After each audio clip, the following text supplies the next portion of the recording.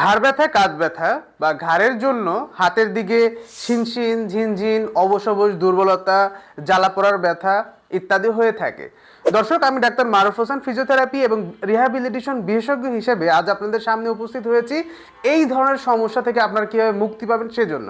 এজন্য অবশ্যই আপনাকে আজকের ভিডিওটি সম্পূর্ণ দেখতে হবে। চলুন ভিডিওটি দেখে আসি। দর্শক, ঘাড় ব্যথা বা কাঁধ ব্যথা হওয়ার কারণ যদি আমরা উল্লেখ করি, অনেকগুলো বিষয় আমাদের সামনে আসবে।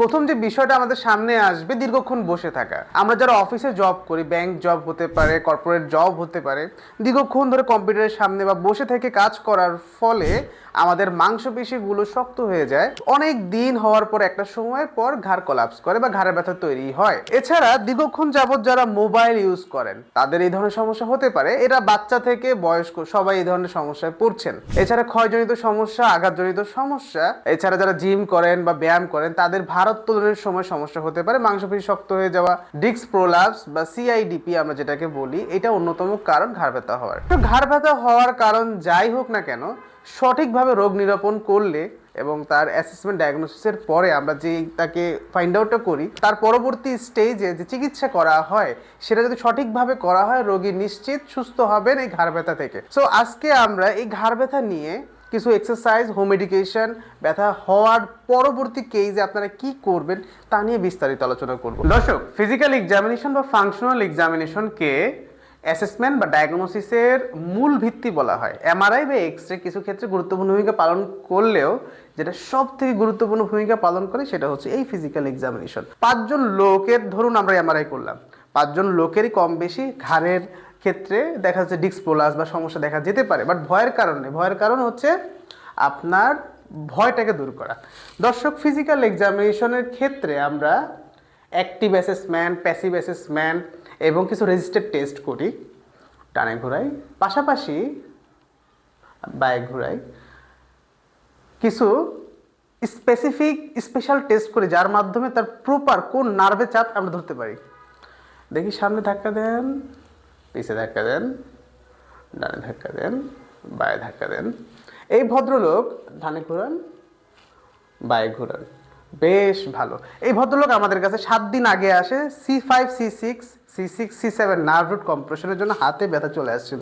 7 দিনে বেশ ভালো। দর্শক, 95% ক্ষেত্রে ঘাড়ের ডিস্ক প্রোলাপস বা জেল বের হয়ে যাওয়ার সমস্যা অপারেশনের কোনো প্রয়োজনই পড়ে না।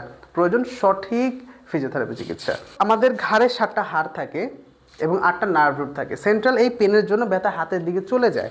সো আমাদের কাজ করতে হবে ঘাড় নিয়ে। ফিজিক্যাল এক্সামিনেশন শেষ করে আমরা রোগীকে ট্রিটমেন্ট দিই। এখন আমরা কিছু হোম এক্সারসাইজ শিখিয়ে দিব আপনাকে, যার মাধ্যমে বাসায় বসে আপনারা এই ধরনের ঘাড়জনিত সমস্যার উপশম পেতে পারেন নিশ্চিতভাবে। চলুন ব্যায়ামগুলো দেখি।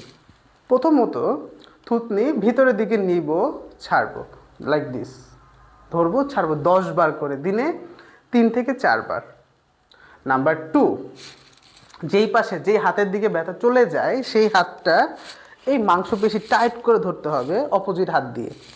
দেখি, টাইট করে ধরেন। এই অবস্থায় হাতটা ধরবো, ছাড়বো, 10টা করে 5 বার। 3 নাম্বার ব্যায়াম যেটা করব, আমাদের বগলের মাসেল টাইট করে ধরতে হবে। ধরেন এটা, হ্যাঁ হ্যাঁ, এভাবে ধরে, হ্যাঁ, ভিতরে বাহিরে, ভিতরে বাহিরে, ছেড়ে দিই। এটা আমরা ভিতরে বাইরে করব 10টায় 1 সেট, 5 বার, দিনে 3 বেলা। ওকে, ফাইন। এবং তারপরের যে এক্সারসাইজ সেটা হচ্ছে থুতনিটাকে ভিতরে ঢুকিয়ে বাইরের দিকে রেখে হাতটা ধরে টান দিব। হাতটা আমরা হাতলে ধরতেও পারি, না ধরলেও সমস্যা নেই। টান দিয়ে ধরে রাখবো 10 সেকেন্ড করে, ছেড়ে দিব, আবার নিব। থুতনি ভিতরে, থুতনি ভিতরে ঘোরাই, টান দিই। 10 সেকেন্ড করে 5 বার, 2 পাশেই করতে হবে। ছেড়ে দিই। হ্যাঁ, রাইট, করেন এটা অপোজিট দিকে। ওকে, এটা 5 বার করে করব। সর্বশেষ এটা করার পরে বরফের সেক দিব 12 মিনিট করে প্রতিবার ব্যায়ামের শেষে। দর্শক, আশা করি এই ব্যায়ামগুলো করেই আপনি বাসায় অনেক অনেক অবশ্যই উন্নতি পাবেন। যদি কোনো কারণে ব্যথা বেড়ে যায় বা সমস্যায় পতিত হন, নিকটস্থ একজন ফিজিওথেরাপি বিশেষজ্ঞের পরামর্শ গ্রহণ করবেন। প্লাটিনাম ফিজিওথেরাপি রিহ্যাবিলিটেশন সেন্টার সফলতার সহিত আমাদের দীর্ঘ সফলতার গল্প রয়েছে, যারা রোগীরা অনেক রোগী সুস্থ হয়ে যাচ্ছেন এই ধরনের ডিস্ক প্রলাপ, মাংসপেশির ব্যথা, ক্ষয়জনিত সমস্যা, আঘাতজনিত সমস্যার কারণে ঘাড়ে।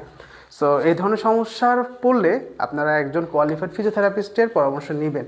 হ্যাঁ, আরেকটা গুরুত্বপূর্ণ কথা, অনেকেই কমপ্লেন করে ফিজিওথেরাপি নিলে ভালো লাগে আবার ব্যথা চলে আসে। এটার অন্যতম প্রধান কারণ হচ্ছে রিহ্যাবিলিটেশন বা পুনর্বাসন না করানো।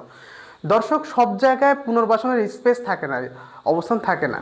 আমাদের প্লাটিনাম ফিজিওথেরাপি অ্যান্ড রিহ্যাবিলিটেশন সেন্টারে আমরা ফিজিওথেরাপি দিয়ে ব্যথা কমানোর পর যাতে এই ধরনের ব্যথা আবার ফেরত না আসে সেক্ষেত্রে পুনর্বাসন বা রিহ্যাবিলিটেশন করি, যার ফলে রোগী শতভাগ সুস্থ হয়ে যান। সো এই ধরনের সমস্যা পড়লে আপনি আমাদের সাথে যোগাযোগ করতে পারেন উল্লেখিত ঠিকানায়।